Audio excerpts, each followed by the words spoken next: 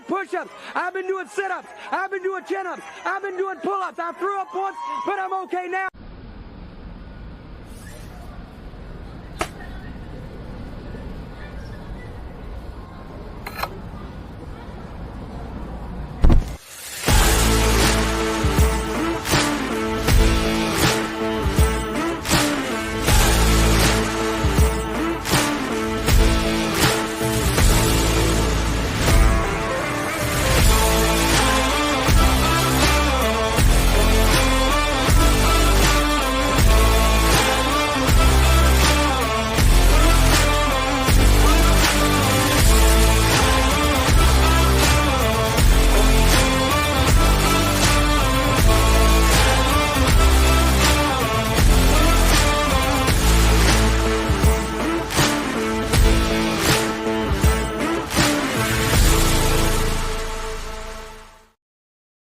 What's going on, everybody? It is the Ysn Power Hour, the greatest hour of your day and mine. My name's DJ Yoakley, and I am coming at you live from Myrtle Beach once again. Here all week with the South Range Raiders. The Salem Quakers boys baseball team will join us on, I believe, tomorrow night. They get in about 6 o'clock, if I'm not mistaken. We will hang out with them a little bit. They've got 3 games that I know of. And we're going to try and make sure that we are there for the living legend himself, Mr. Derek Rhodes. We'll have that coverage for you. I'm just going to try to hang around greatness over there and see if the Quakers can get back on track here in 2022. Power rankings, we will have them for you. If you haven't already seen them, we're going to discuss them at length, where I think teams should be at. Honestly, this was out of all the power rankings that we did for basketball in the first week of softball and baseball. These ones were the ones that you might as well take in my little sheet and thrown it right out the window because it was bad. I did not get the teams where I thought they should be. The voters were very hectic this week. Very hectic this week, and it was one of those situations where I can't manipulate the vote. You bring on these people to vote for a reason. I'm not saying I am mad. I'm just saying I don't necessarily agree, and that's what makes the Power Hour or the Power Rankings so great. Power Hour is great too. But we're going to get to that and more today as we discuss what I saw this morning, which was a phenomenal softball game between one of the best teams in our area and one of the best teams in the country. And we saw the South Range Raiders hang with the Beaver Lady Bobcats, which are, they're like 20 minutes away from us. So they're probably 30 minutes away from South Range or so. Those teams just need to meet more often. Teams like that need to meet more often. So we'll talk about that. We'll give them all the great statistics and things of that nature in just a little bit on the Power Hour. But first, as we do each and every day, it is time to take a look back on this day in sports history.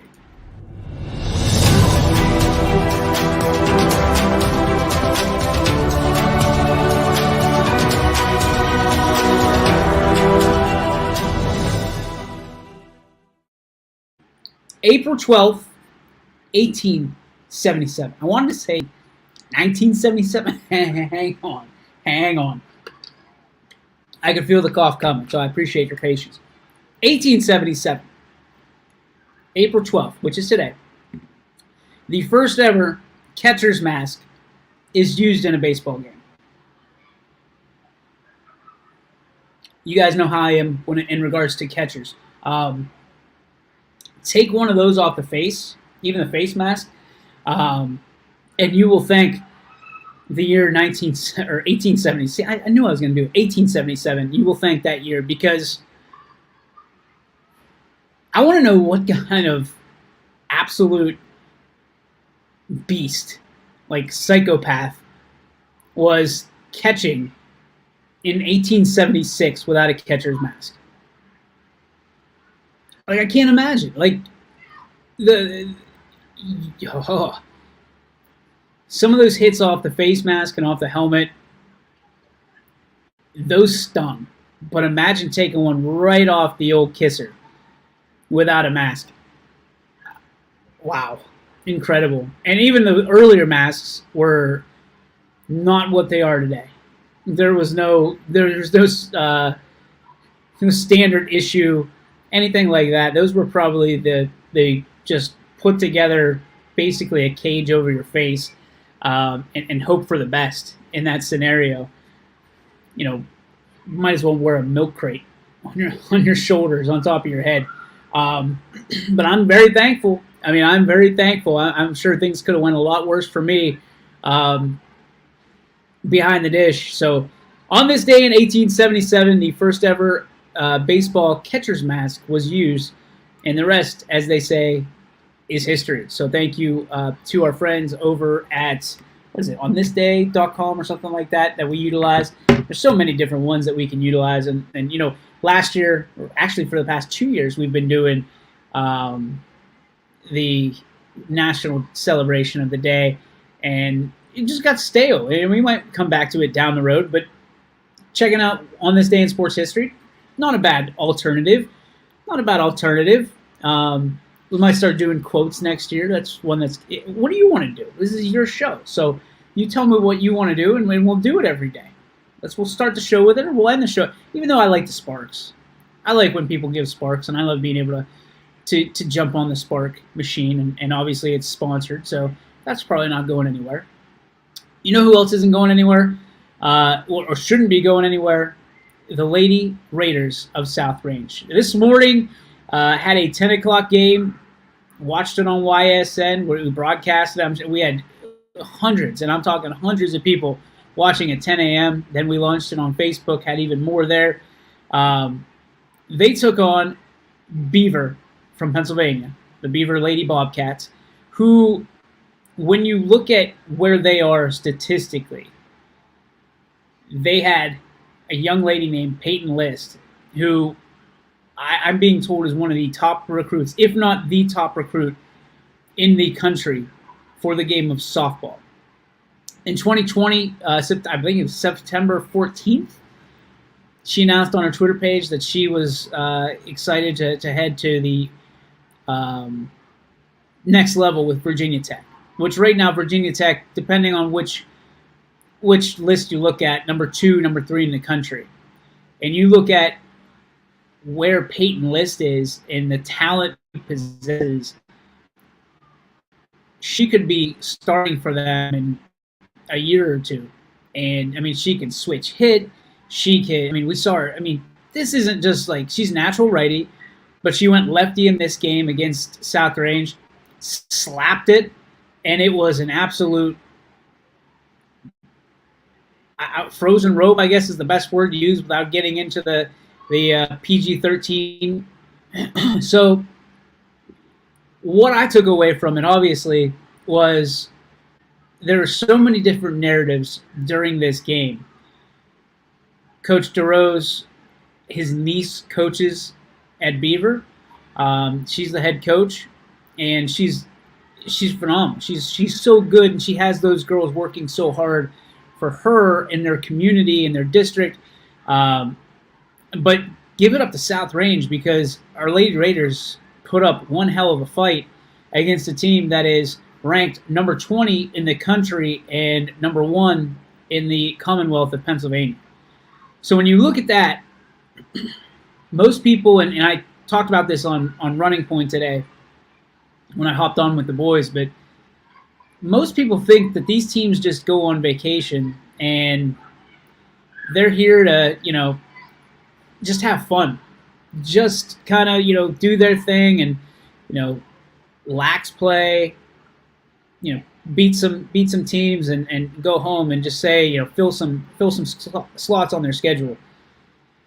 I can tell you firsthand that's not the case. At least in this scenario, Donnie Farron and Jeff DeRose have worked diligently to fill their schedule, especially down here, with teams that are competitive. I mean, to the point where Beaver traveled all the way down here to play South Range and vice versa, because it was so hard getting games in at home, and it still is very challenging getting games in back in Northeast Ohio. Down here, I think it's like a 90% chance to play every day at some point. They can always back games up. They have lights and the facilities. So you're talking 9 times out of 10 you're playing, and I don't think we've even had a rain delay in the 2 years that YSN has been down here in Myrtle Beach. And this is going to be a staple for us moving forward. I talked to the guys about, getting a rental house and bringing more than one announcer down to make sure everybody's covered and everybody has their beat. So it's one of those scenarios. When you look at the game that happened today, South Range loses 4-1 in 7, and the Raiders aren't far off.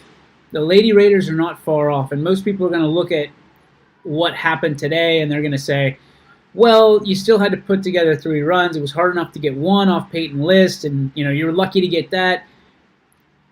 I would argue, and I'm not trying to take anything away from Beaver, not in the least. I would argue that if you take away 2 or all of those errors, they had 3 on the day. If you take away 2 errors, maybe even the 3rd one, and I know you can't do that, we might still be playing. We might still be playing softball right now. Or the Raiders, and I know ifs and buts, candies and nuts, the Raiders might have been able to pull the upset had the defense been shored up. But give credit where credit is due. Beaver forced South Range into scenarios where they had to make a play, and they just couldn't come up with it, and that was the end result. A big inning for Beaver. I think it was the 5th inning that they scored 3 and then added 1 in the 6th. You look at that and you think to yourself, what could have been if you're South Range? And I know that a lot of those girls are probably, well, they will eventually get onto the beach this afternoon at some point. A lot of those girls are probably looking at the situation that they just encountered and are going to have a hard time sleeping tonight. There's going to be a little bit of tossing and turning, knowing that they were this close to doing something that would have really sent ripples up and down the country. So I'm excited to see kind of where things stack up for South Range as they head back home after this week. I don't think that they're going to be challenged nearly as much the rest of the week as they have the first 2 days. A team that they're playing, and I'm not trying to call anybody out, obviously, but there's a Louisville team. It's Lewisville. They lost to Horsehead, who South Range beat yesterday 10-8. They lost to Horsehead 15-1, something along those lines. It was the game right before us. So I think, South Range, not necessarily that they're going to put it on cruise control, but they were front-loaded from a scheduling standpoint, and now they're going to be able to kind of tweak things. They're going to be able to work on some things, and hopefully it turns out for South Range. But, as we're going to look here in a little bit, I was so, what's the right word? Not distraught. I was a little bit frustrated with where South Range ended up. I mean, we had one voter that voted them as low as, I think, 8 or 9. And you look at that and you wonder kind of what everybody looks at when they go to vote. And I know it's our company, it's our power rankings, and we should be able to control it. But if I was here to temper the opinions, and then I wouldn't have them be included in the vote. But you look at this week's power rankings, and I thought South Range was a little low. Well, hell with it. Let's see if we can get to the power rankings here. So let's pull up the girls first for week 2. There we go. All right, so you got Fitch at 1, Ursuline at 2, West Branch at 3, South Range at 4, Champion at 5. They moved up. Crestview at 6. Poland, I believe they were 7 last week, so they remain the same, if I'm not mistaken. Lakeview at 8, Borman at 9, and Hubbard breaking the top 10 this week at number 10. I'm not. I'm not mad about it. I just, when I look at these power rankings, Ursuline still hasn't lost to my knowledge. I don't think. I know they played West Branch this past weekend. I was on the move, so I wasn't able to get a whole lot of it.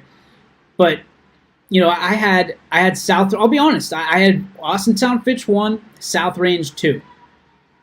And then I had Ursuline and West Branch. And they're battling it out right now because I think that those two are fairly even. I do think South Range has the talent in the circle with Suzanne, and certainly a case can be made for the entire staff for South Range.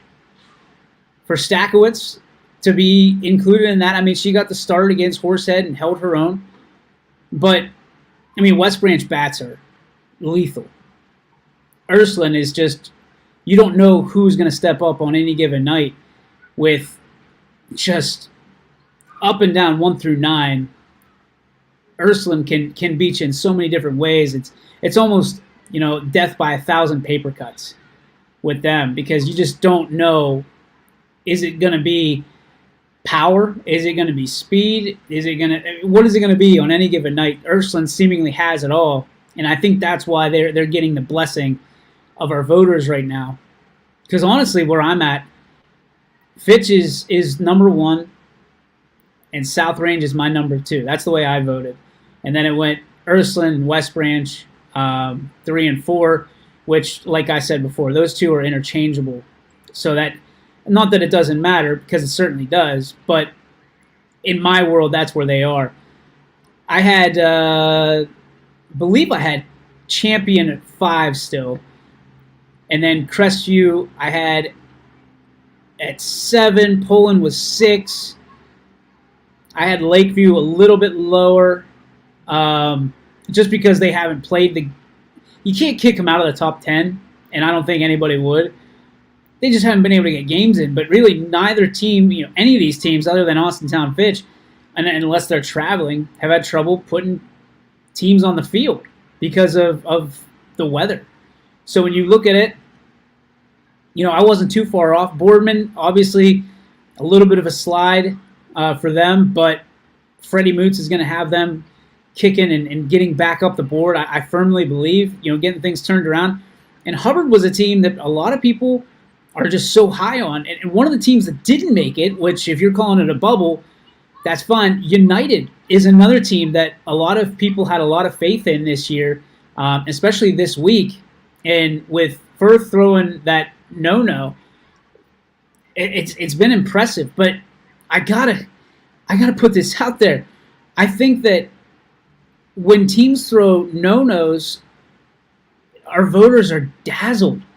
Like one of those, like a no-hitter or a perfect game or something like that, they're absolutely just like fall in love with these teams. And that's good that they are enchanted by the success that these teams bring, because we want that. But at the end of the day, like, you also have to look at who they're playing. You can't just say, oh, well, this team is in the top 10 because they threw a no-hitter, and then the next week you vote them in they're not even in your top 20. So, there is a little bit of discrepancy, but I don't want to dictate how people vote. Like, I vote, have these teams beat who they're supposed to be beating. I have a hard time when a team is a Division 4 team, let's say, and they're playing a Division 2 team. If they're beat by the Division 2 team by 2 runs, I have a hard time allowing them to lose ground based on a loss by a team that's 2 divisions up.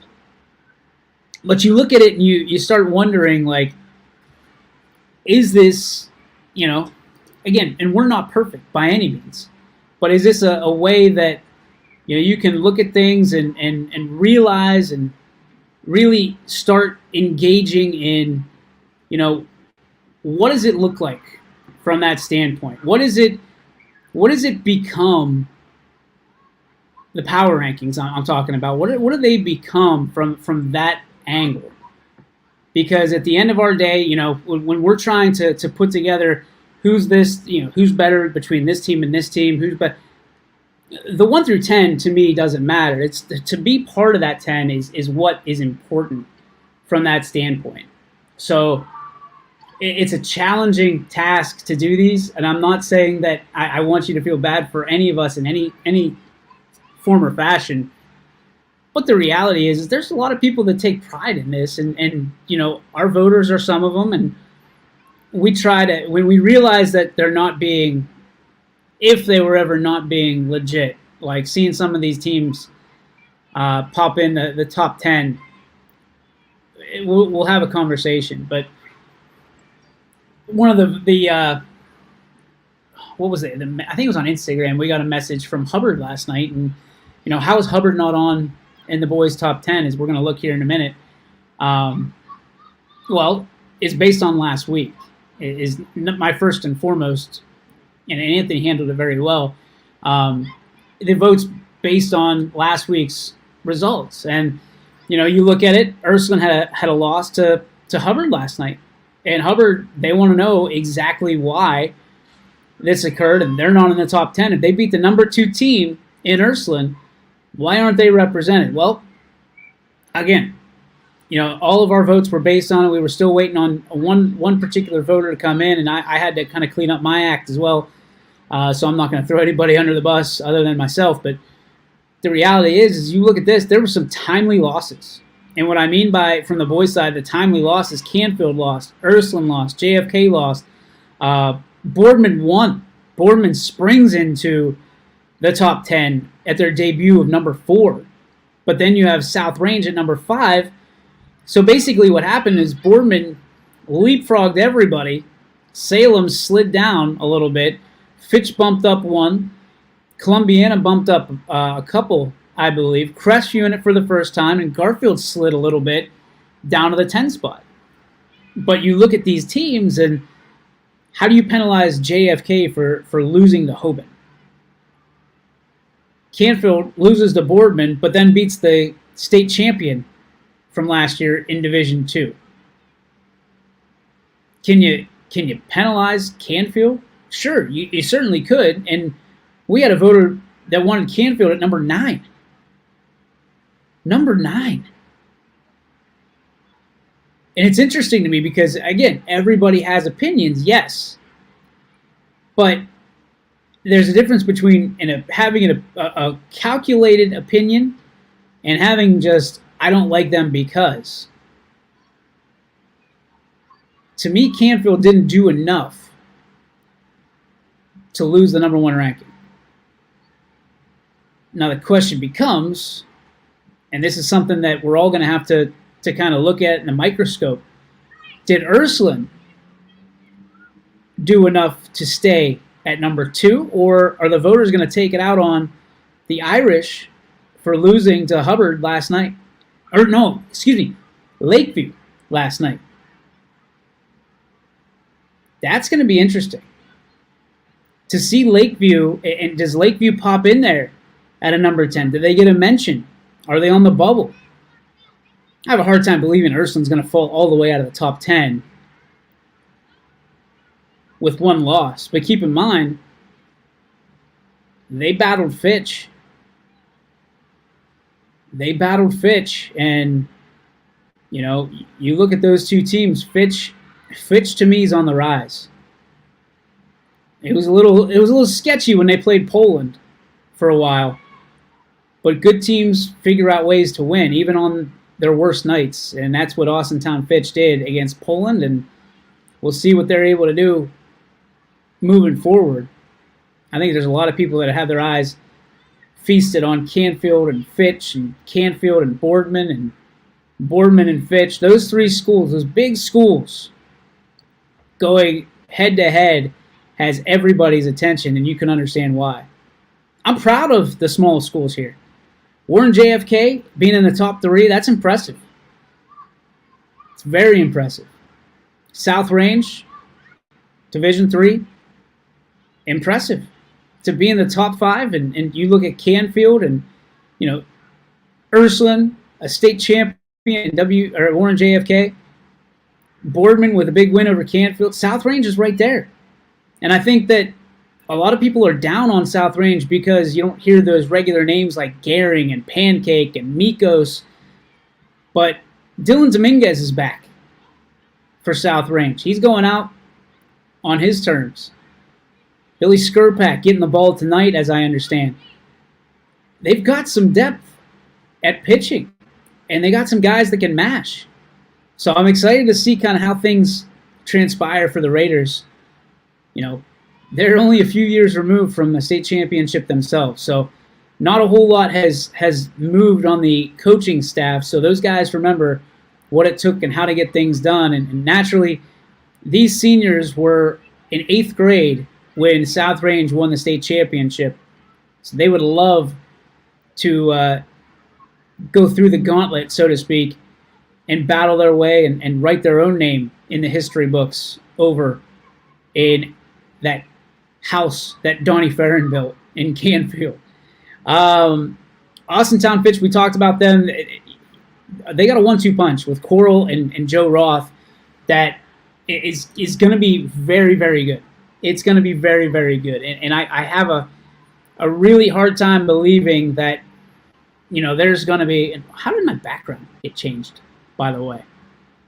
I'm betting Anthony did something like that. We're just going to flip it back over.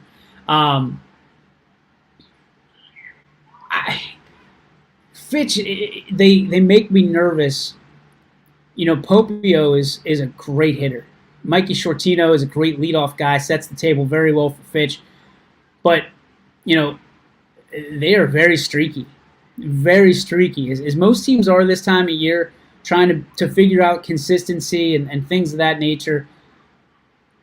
Fitch is going to have to figure things out a lot faster than a lot of these smaller teams have the time and the opportunities to do so, because they're playing a brutal schedule. A brutal schedule. You know, they're the ones that are able to play when nobody else is, when the rain and the snow and things like that are messing up fields. They have that turf. Now they're going to... My biggest concern, this is across the board for the boys and the girls, what is Fitch going to look like on the road? In a stadium or on a field that's not perfectly manicured. There's a lot of people in what we do that have a lot of concerns about what Fitch is going to look like when they have to handle some of these hops that they will. I mean, it's going to be a challenge. It's going to be a challenge because you're used to fielding the ball a certain way, and again, perfectly manicured field every time you step there at Coppola Field. And I'm not saying that the other fields aren't, but I would argue that history has a tendency to show us that a team that is not accustomed to playing in adverse conditions tend to struggle. So what is it going to look like, in just a month from now when teams are vying for playoff spots and maybe the first round of the playoffs? I think that's my biggest concern with Fitch. Are they a good team? Absolutely. But it's almost like hitting the lottery, right? You get kind of accustomed to a certain way of life and a style of living. And when all that money goes away, or when all those opportunities go away that presented themselves in the first place, you really find out who you are and what you were made of. So I think that Fitch on both sides, and this is nowhere near a swipe. I'm just interested. I wouldn't say concerned is a word. I'm interested. I'm intrigued. What is Fitch going to look like when they go on the road? When they go away from home, and they will have to, what are they going to look like? Are they going to be able to sustain the same success that they've had? Because the girls are launching that softball. I mean, they are the bomb squad. And the boys have had great defense because, let's face it, it's home cooking. Well, what happens when you go on the road? What happens when you're not familiar with the dimensions of the field? You're not really familiar whenever there's some divots all over the place, some missing chunks, maybe not even surfaces. And I'm not saying that Austintown Fitch on either side are cake eaters, and they conditions have to be perfect for them to win. That's not what I'm saying. I'm just intrigued because as much as we talked about it and the guys talked about on Running Point and everybody getting a turf field, at some point you're going to have to play somebody that doesn't have perfect settings and perfect opportunities, and they might have the advantage if you're playing at a Ysn Park or you're playing in a Rubber Duck Stadium. So it's going to be interesting. It's going to be interesting. To finish off the last of the bunch there, let's see if I can pull that back up. Where is it? There it is. We talked about Fitch. Columbiana. Ryan Wolf has got his guys believing out there in Clipper country, and I don't think I need to say a whole heck of a lot more.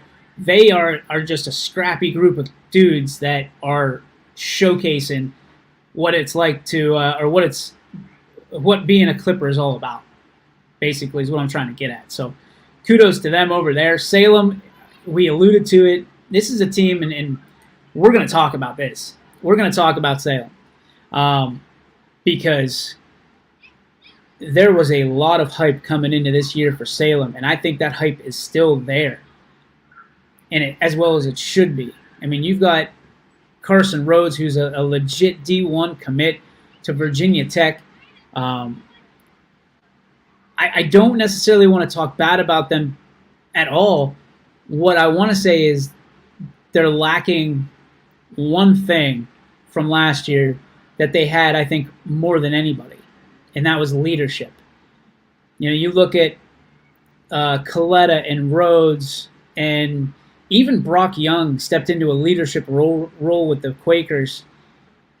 It's a tendency right now with this group to start slow. If you look back at the basketball season, the basketball team started slow, and then they figured things out midway through the season about Christmas time, and then they went on, and they played some of the best basketball right after that when they beat West Branch, and just an unbelievable group of talent and athletes and guys that want it. But they kind of all have to figure this out together. Last year, what Salem had, and people always ask me what Salem had last year that the other teams didn't, that they faced. And to me, it was always they had a togetherness. They were always, rank and file. They were always, everybody rallied around Lane. Everybody rallied around Chris. Everybody rallied around, so many of their guys. They rallied around Coach DeBar. They rallied around being a Quaker. And I think not necessarily they're not rallying around being a Quaker, but there's a sense of leadership missing. And sometimes you can't always fill those roles immediately. Sometimes those roles need to be earned. Just as Lane earned his role as a leader over the 4 years, people were looking to him, his junior year as being a leader. Some people as early as sophomore year. Lane Rhodes is a name that was on the map well before his senior year. You're going to ask Gary Niddle all about that. But Lane Rhodes don't just grow on trees. He is a product of his environment, of being forged in fire, and it's experience. And that's the toughest thing for a young athlete or young person to know and understand, is the only way you can get experience is to get experience. You can't buy it. You can't work it. You can't, it just happens. You get experience through experience. And the challenge will always remain that you can't force that.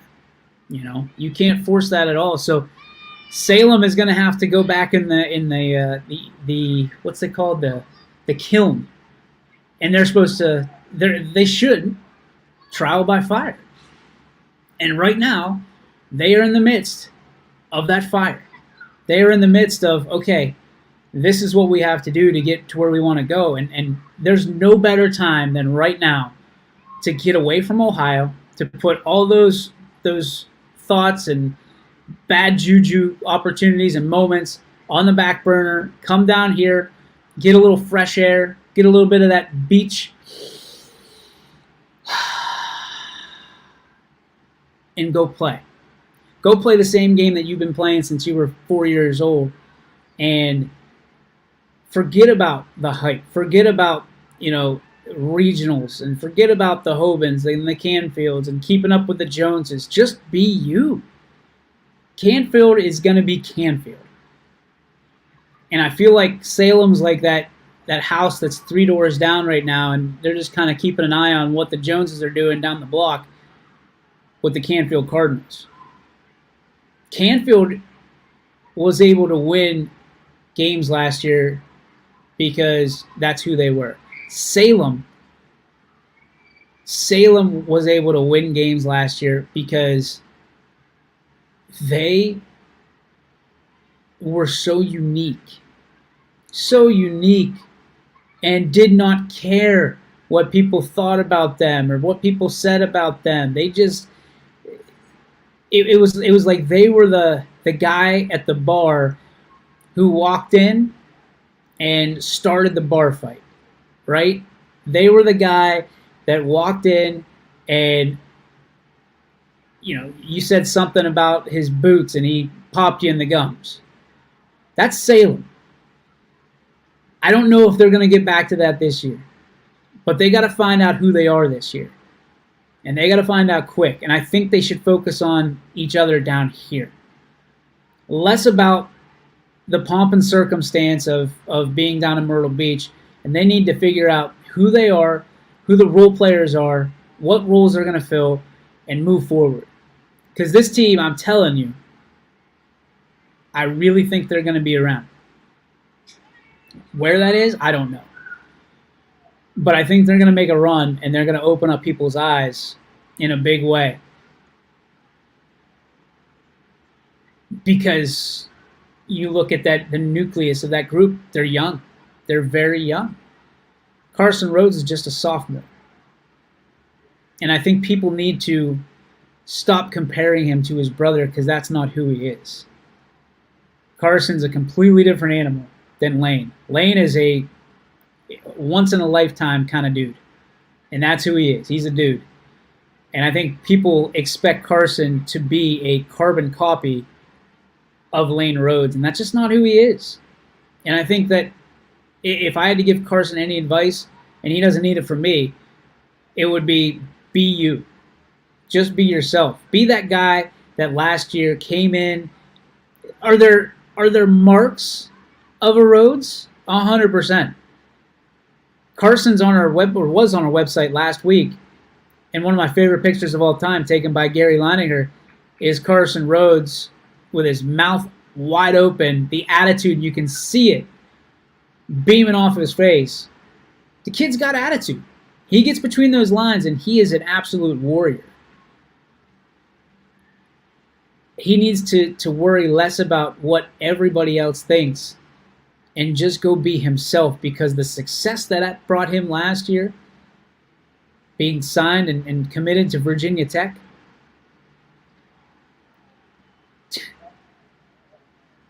need I say more from that standpoint? Let's take a look at the last couple teams on the list.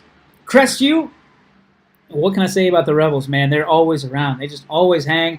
The leadership that they have over there, they've got some guys that are scrappy.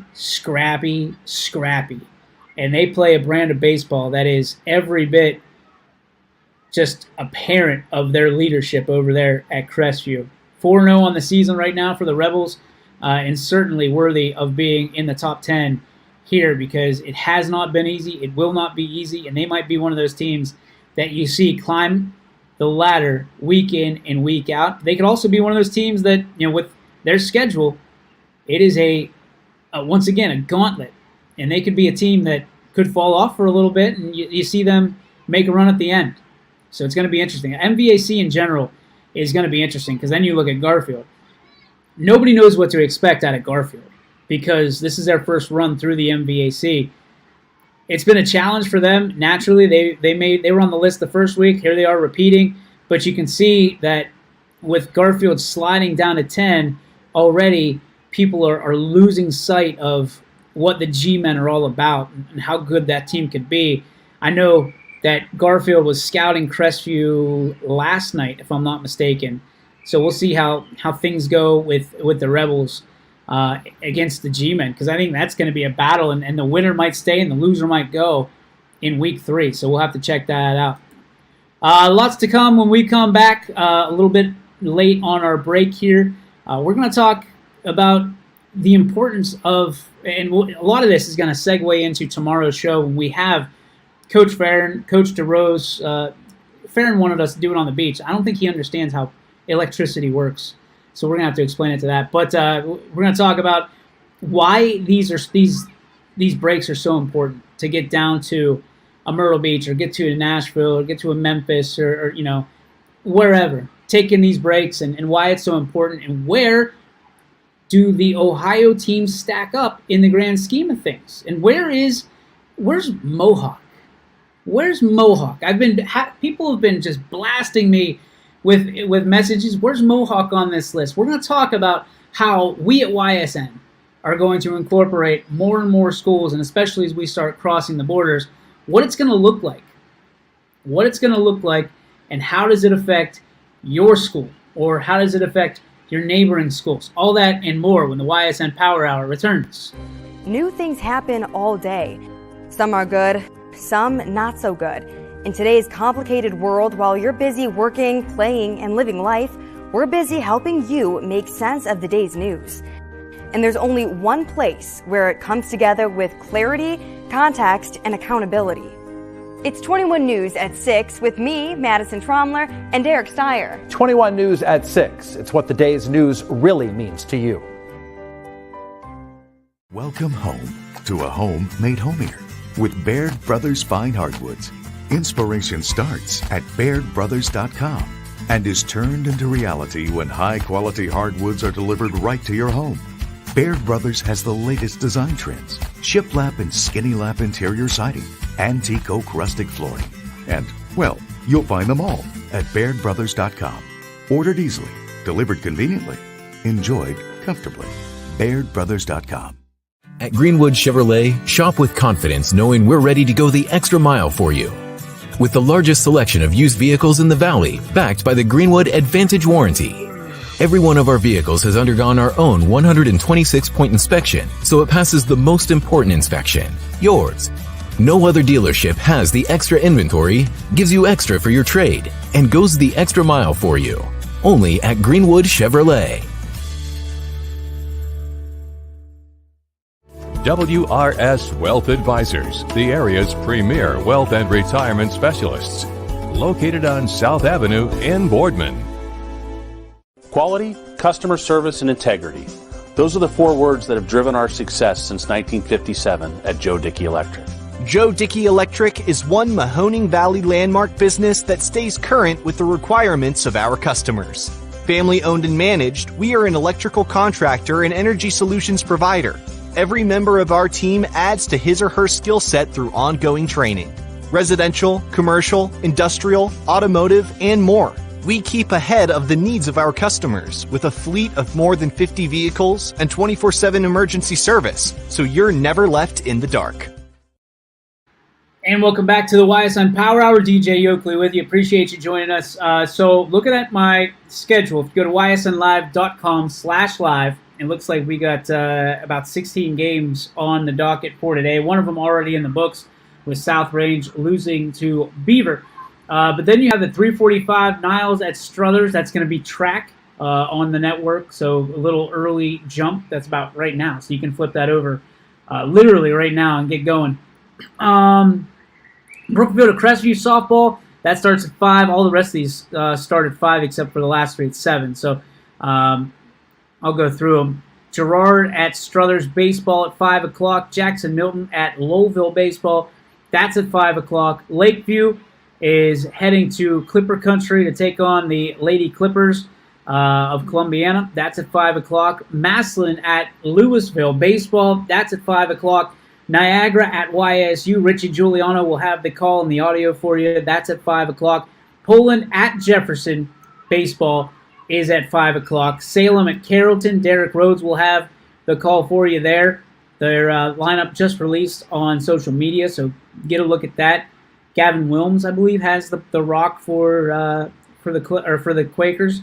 Talmadge at Austintown Fitch. That's softball. I'm just going to go on a limb and say that's tie. That is at 5 o'clock. We also have Harding at Boardman. That's at 5 o'clock. And 3 7 o'clock games and an 8 o'clock game. Canfield at Howland. That is at 7 o'clock. We'll have Columbiana at Ursuline. That's an interesting matchup. That's at 7 o'clock as well. Liberty at Camel. That's at 7 o'clock. And South Range Baseball will begin at 8. So I start the day and I cap the day for YSN here. Lots of games to be had. And as far as I know, no cancellations. It sounds like the weather is beautiful up in Ohio and Western Pennsylvania here today. So enjoy it. Get out there, support these kids. Get out there, watch a game, and cheer your face off. And if you can't get out there, make sure you turn on YSN and have your choice of 15 or 16 different matchups throughout the valley. So excited for that. What were we going to discuss? Oh, okay. So one of the questions I've been asked along the way has been, what are you going to do when you expand? What are you going to do when you have Ohio teams and Pennsylvania teams? And what are you going to do with all-star games whenever you have 70 teams? Well, it's a good question. It's a good question. The key for me is and will always be that I will err on the side of being faithful and excitable for the student athlete. That's just how I am. It's just how I'm built. You know, I want things to be exciting for them. I think we all wish that we had something like this when we grew up, because I think we'd have a different lease on life from that perspective, from our era, right? I think we all think that we were a little bit better, and as the years go on, we do those fishtails where, you know, you were a D3 or D1 All-American by the time you were done with high school. It just never worked out because you had a spur in your knee, you had a bone spur, or you just there's always something. So this is what I say to those people who ask is, we have Mohawk now, which is our first school in Pennsylvania. We have another school in Pennsylvania, may have been on the network today, that is really interested in our services. We have another big name school from towards the Stark County area that is very interested, that we're looking to kind of bring into our family. The first thing that I try to tell everybody is we do the best job we possibly can of trying to cover inequality, boys, girls, in big schools and small schools. And I mean that with every fiber of my being. And I know that it's going to be challenging to ever be completely equal. And, if we're just, grabbing at straws and grasping for things to complain about, my kid only got covered this many times. The reality is from our standpoint, football is the big one. Fall sports, we have a ton of announcers that are interested and intrigued. Then it goes down to basketball, where there's a slight step back. We scale it a little bit, and then there's baseball and softball, and especially track and lacrosse, where there's just very few people. I shouldn't say nobody. Very few people want to go out for, especially the way the weather has been. For an hour and a half, 2 hours, sometimes 3 hours, and freeze their tails off, calling a baseball game that, it's 1-0 or worse, 10-0. So we try to play the equal game. Like, you'll see me probably next week just starting to go around to schools that haven't had coverage yet, making sure that everybody gets a shot and we get every name, as many as we possibly can, on the network. Quinn Pushkar has been doing a phenomenal job of making sure that teams are getting covered and announcers are lined up for games, and with all the cancellations and things of that nature, he has been an absolute godsend for us over the last half a year or so, because he's doing things better than anybody ever has and probably anybody ever will. But he has really embraced the role of what he does on a day-to-day basis, and he's just kicking ass and taking names. So we're proud of Quinn. Not to dive around the question, but the reality is we adjust on the fly. We try to continue to provide the best service we can to a school, no matter if they are from Ohio or Pennsylvania. And sometimes it's tough because schools want certain announcers, and announcers get really, really tight with different groups. I was dubbed the Canfield guy last week, and now I'm the Raider guy. And the reality is for us, it's wherever we need to go, and however we need to get there. People will call me a Boardman guy. I'm from East Palestine. Like, that's just a kid from East Palestine. That's who I am. That's who I'll always be. I don't care what people call me, as long as they're happy with the service that we provide. That's all I care about. That's all I care about. And it is, I've said it a zillion times, I've said it once. It's always going to be about the kids. It's always going to be about the programs, the coaches, and really the communities. That's what it's all about. That's why we got this started, and we're not taking our eye off the ball ever again, because we did that one time and it hasn't gone well from that perspective, and we're never going back. We're going to keep our eye on the ball and continue to try and drum up singles and doubles and work the bases, so to speak, until we're big enough that we can start hitting some home runs and start flexing a little bit on some fastballs. But until we can, singles and doubles still get runs.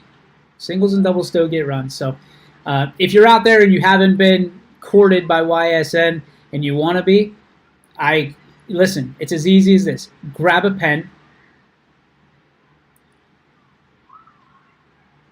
I'm going to give you my straight email address. It's dj.yokley@ysnlive.com. dj.yokley@ysnlive.com. If that's too complicated, it's info @ysnlive.com. You can reach me in a multitude of ways. Reach out to me on social. Add me to your network on Facebook. The only one I really don't get around on is TikTok and Instagram, really. But Anthony will figure out how to get in contact with me from the Instagram standpoint. We are working on TikTok, and we are very excited about it. So stay tuned for that one.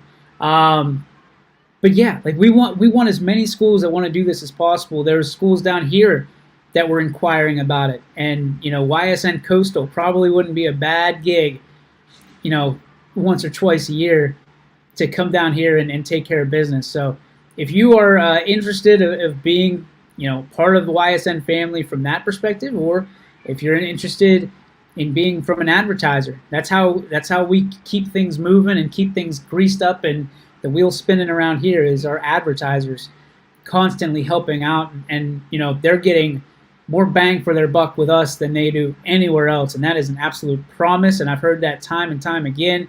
Ask Brian Tonar, ask for Greg Burbick to give you a testimonial. Ask Ann Myers or Jim Myers over at Myers Family Insurance. Ask these people.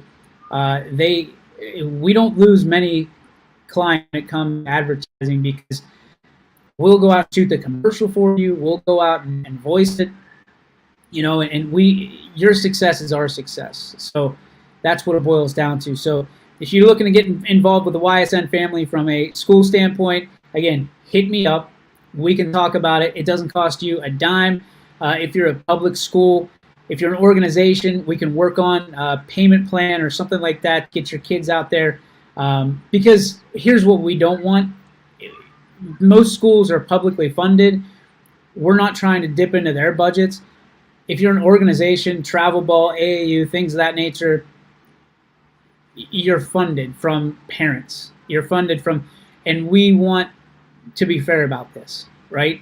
Because we know you're going to use it as a recruitment tool, you're going to use this into your, put this in the back pocket for you. That's fine.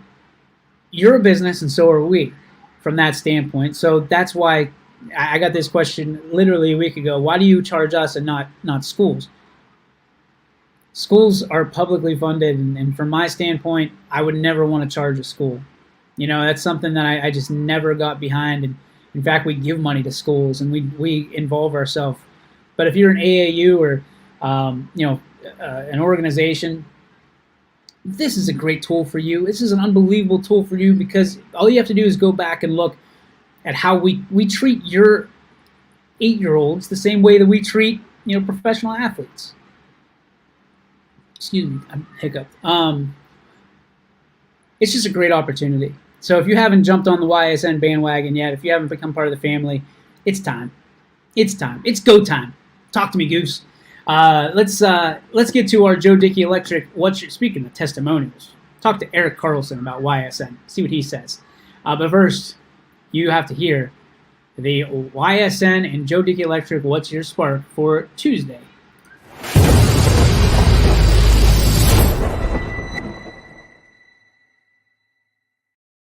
So this spark is it's a little, pardon me, a little bit of a bummer.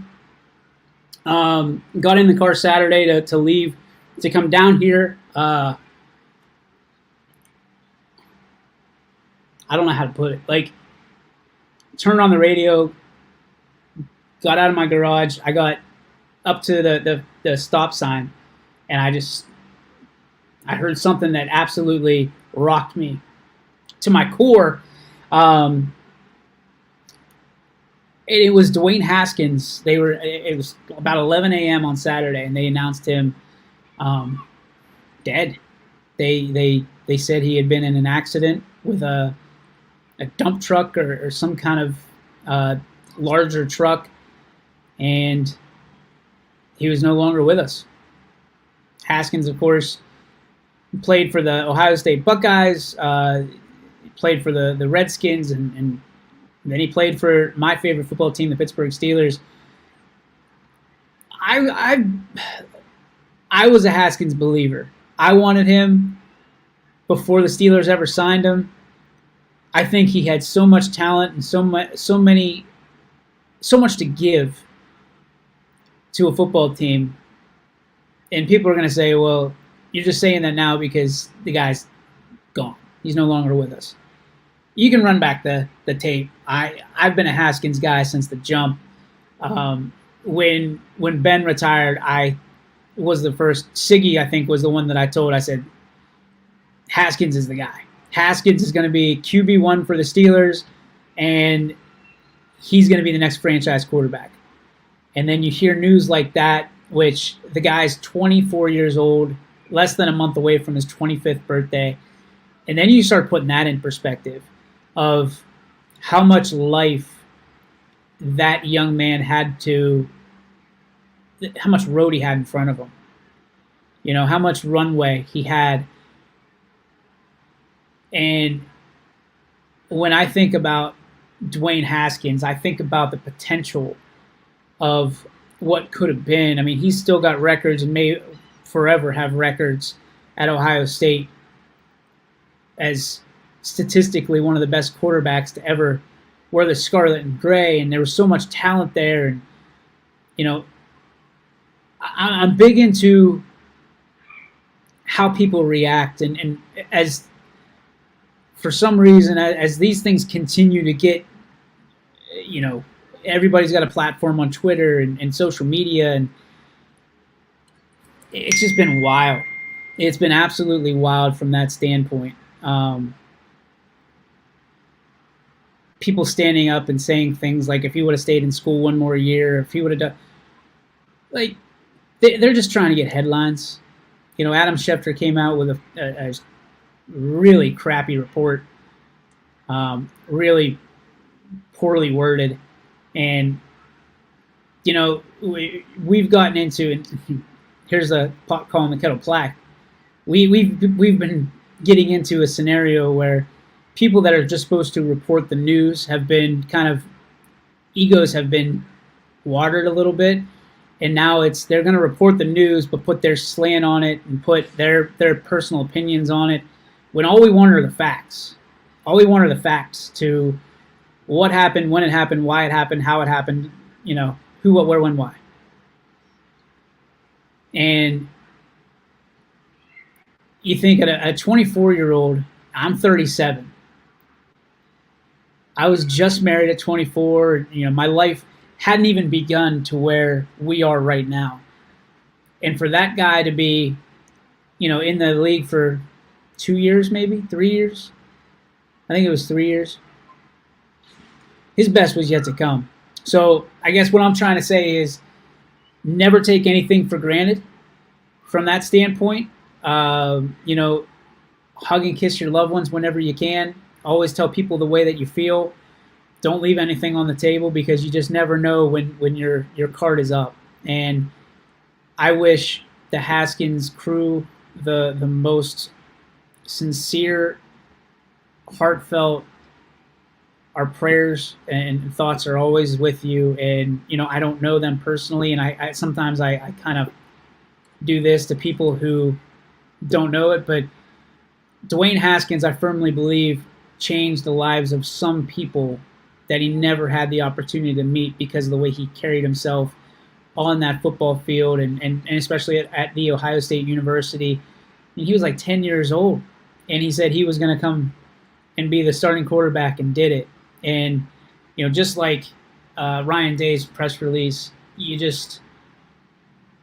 look for people like that to be engaging, to be leaders, to be people of grace and substance, and we lost one. And no matter what you think about the guy and the decisions he made when he was in Washington, I care about, not that I want to judge people, but I judge people on their grace and not necessarily on their misfortunes. So that is going to do it. Again, Dwayne Haskins, I know it's a few days late. Thoughts and prayers are with you and your family and your friends and the Steelers organization and all that kind of strapped it up with D. Hask. So that's going to do it for our show today. Make sure you tune on the network. Tune in 5 o'clock, 3:45. That's already going right now. We've got games all the way up through about 10 o'clock tonight. So pick your poison and enjoy the beautiful sunny day outside.